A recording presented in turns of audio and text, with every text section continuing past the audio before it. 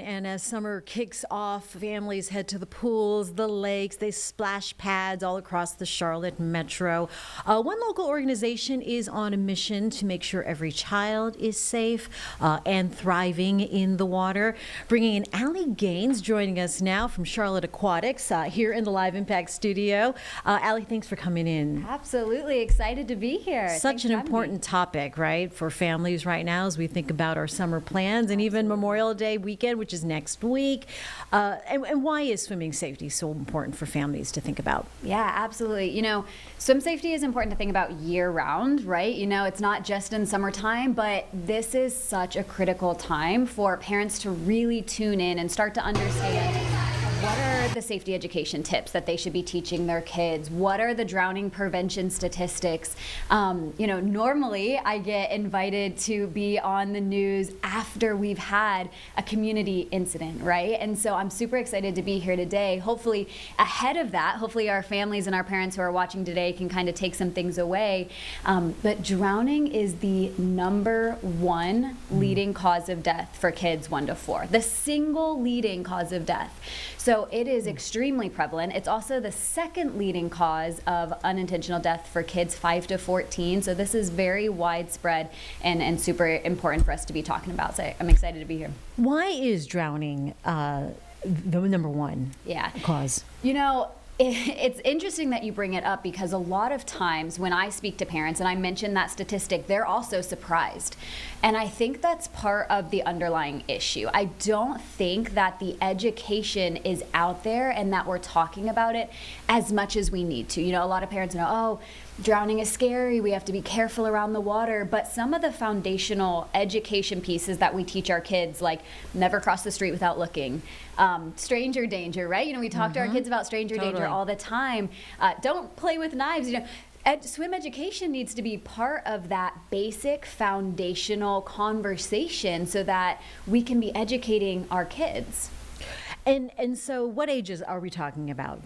So any age is a good age. Okay. You know, if you're out there and you've got a toddler or a child, it is not too late, but we start swim lessons as young as 6 months old. We actually have a baby bonding class, which is from 3 to 6 months old, but our actual swim classes start at 6 months, and we can really start shaping those safety skills as young as 6 months old, and getting them in the water and helping them start to learn at that young of an age is really important. Oh my goodness. I know my nieces, they started really young too, but also in Florida, it's like, I think you come out and then you go right into the water anyway. So it is sort of a cultural shift.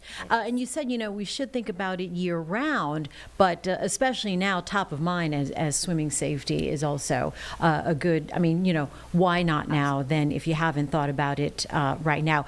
And culturally, what groups are we talking about that really should reconsider about, you know, any apprehension about getting into the water? Yeah, it's a great question. There are some disparities. I mean, drowning is widespread and it can happen with any age, any demographic, any race, but we do tend to see a higher discrepancy with actually our American Indian and Alaskan Natives. They have a 2 times higher rate of drowning for individuals who are 30 and under compared to the white population, and then additionally with our Black community. So Black individuals 30 and under see a 1.5% increase in rates of drowning. But the biggest discrepancy that we see, which is shocking in terms of just numbers and statistics, is Black children. So Black children who are 5 to 14, their rates of drowning are 3.6 times higher. Oh, wow. 3.6. I mean, that is, we should be doing more as a community and as a nation to help reduce those numbers, because like I mentioned, drowning is already the leading cause of death for kids 1 to 4, second leading cause of death for kids, unintentional death for kids 5 to 14. But to increase those statistics even higher by 3.6% is shocking. Is there some kind of reasoning behind this? I think it just kind of goes back to, just historical access. Black communities didn't always have the same access to pools or to swim lessons as white counterparts, and that is something that we really need to be working to reverse. The statistics show that individuals who have parents who don't know how to swim are only 13% likely to learn how to swim themselves.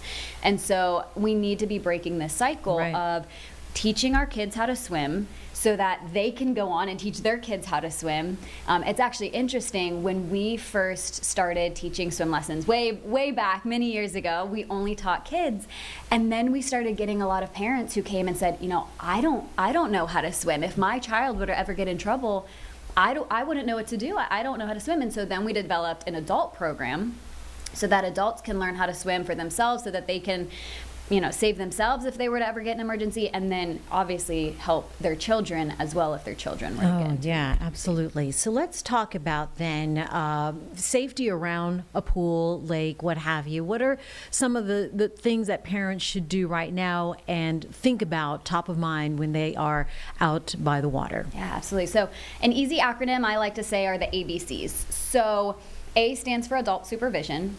We really want to make sure that if there is water, there's an adult supervising. And I think that's kind of second nature as an adult. But the second piece to that is teaching our kids, if there is water, you need to ask before you go in the water. It's not just enough to make sure an adult is present. An adult needs to know that you are going in the water. They need to ask before they jump in. So adult supervision is extremely important.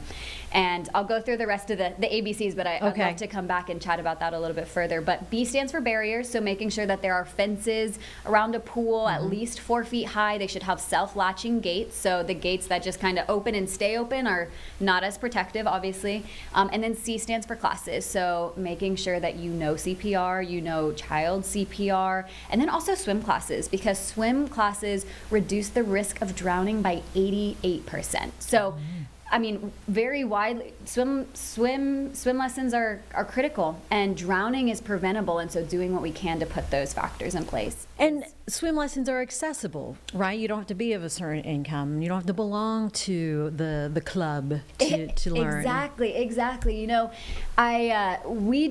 We're a small business. We're family owned and operated. I'm a second generation owner.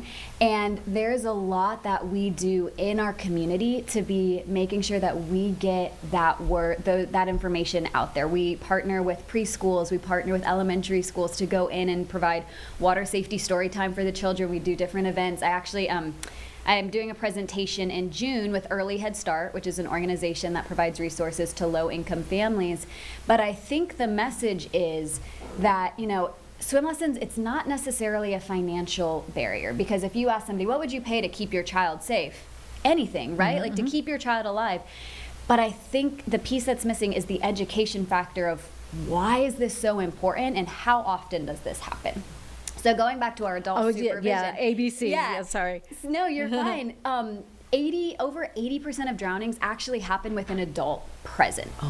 So I share that message because a lot of times parents think, if I'm there, if I'm around the pool, I'll hear it happen. I'll hear my child fall in, I'll notice it, and that is not the case. Drowning is also known as the silent killer. So a lot of times you think there's splashing and yelling and you'll know and they'll be screaming. It is not like that. It is silent. It's quiet. It happens really quickly. Drowning can happen in under 60 seconds, 20 to 60 seconds. I mean, 20 seconds, you're checking your phone in 20 seconds. There's a lot of distraction that can happen in that amount of time. So I urge parents to really understand the importance behind swim lessons, because even if you are there, your child can still get into an emergency. And the worry doesn't stop just because your child does know how to swim, right? Absolutely, yeah. Like I mentioned, when our kids are younger, under 4, this is a huge state of concern, but even when they're 5 to 14, that concern continues on. We have a lot of parents who, bring their kids to swim lessons and they're like, they know how to swim. They can swim across the pool.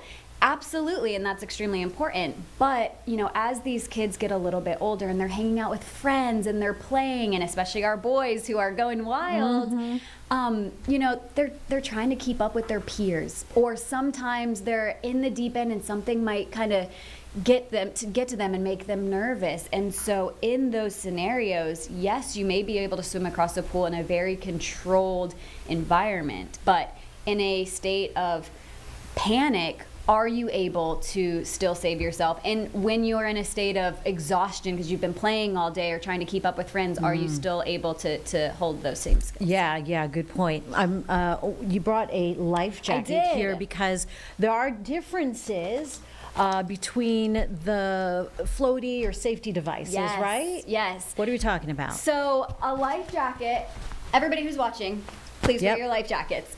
Life jackets are a huge safety tool and resource, and we want to make sure that anytime we are by the lake or the ocean or any open body of water that we're utilizing our life jackets. I think the concern comes into play when parents hear this and they think, oh, my kid should wear a life jacket. I don't necessarily want to wear a life jacket in the pool, so I'm going to resort to the floaties or the puddle jumpers or the bathing suits that have the built-in flotation devices. And the problem with those is that it keeps your child in a more vertical upright position, and that is actually the active drowning position. Okay. So it's not necessarily something that we really want our kids to start getting used to. A lot of times when we have students who come for swim lessons who have only ever worn puddle jumpers in the pool, they have a hard time adjusting their body positioning to be horizontal. So it can set us back when we're starting to learn how to swim. The other thing with puddle jumpers is that it's typically used as a swim aid, whereas life jackets are used for safety, which is fantastic. If you're on a boat, if you're doing any of these water activities, life jackets are used for safety, and that's fantastic. We want to keep doing that. In the pool, puddle jumpers are used as an aid, and so it can create a false sense of confidence for these swimmers. They don't understand that the reason they're able to stay afloat or they're able to swim is because they have puddle jumpers on. And so same thing when they come to swim lessons, these are the kids who are so excited and they run and they jump in the pool and they don't realize they can't swim. And this is extremely important because, if you're ever at a pool and your child gets excited and you're, getting ready to put their flotation device on them, but they're already gone at the pool, this is where accidents happen. Yeah. So if you are at the pool, please, take the time to get in the water with your child and at least let them experience every so often what that feels like to be in the water with their own capabilities and what they can really do. All right, we're going to wrap this swimming safety conversation up. What should we know? What is the biggest safety rule we should take away today, Allie? Yeah, I think it's just making sure you chat with your children about water safety education. Specifically, if there is water, if you're around water, ask an adult first. We want to make sure that kids are pausing and asking before they're going into the water. That first level of safety education is going to be critical. And then, of course, enroll in swim lessons to help your child learn how to swim. All right, Allie from Charlotte Aquatics, thank you so much. A great, important conversation. More tips available with website again? Absolutely, charlotteaquatics.com. There's a lot of great resources on there. All of our swim information, swim classes are on there. It's a great tool. All right, very good. Allie, thanks for joining us this morning.